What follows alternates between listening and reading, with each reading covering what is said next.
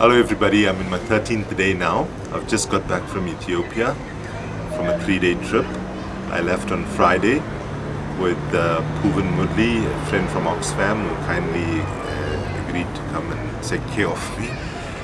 When we got there Friday evening, first frustration we had was the plane landed and then they stopped the plane. They put a red carpet for the Executive Secretary of the South African Development Community, SADC, and they put out a red carpet. He and two colleagues walked off, and then they kept us on the plane for another half an hour and drove off to another place, so we were delayed quite a bit, but spent the evening strategizing with Zimbabwean and other African colleagues about where things were at and how we were going to actually distribute the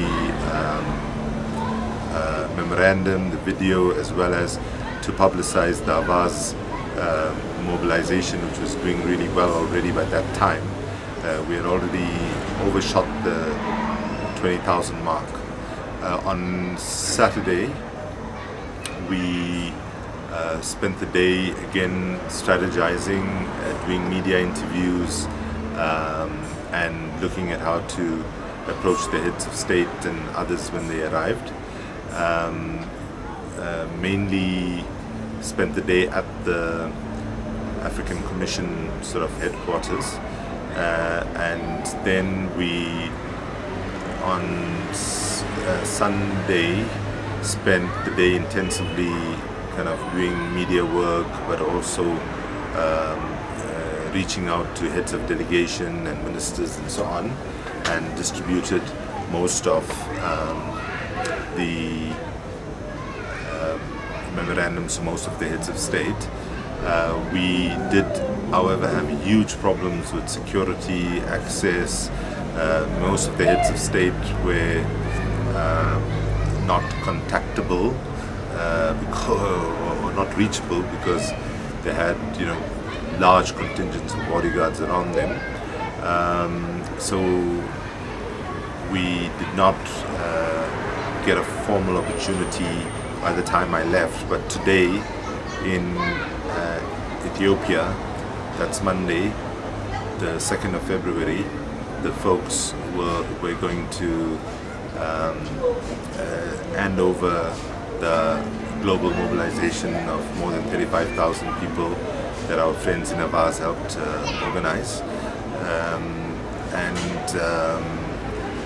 The content of the meeting, sadly, was, as far as Zimbabwe goes, was not all that encouraging. It seems that the heads of states were more concerned about getting the sanctions that are targeted against Robert Mugabe and some of the cabinet ministers, like travel bans and so on, lifted, rather than the urgent humanitarian crisis that Zimbabwe actually faces.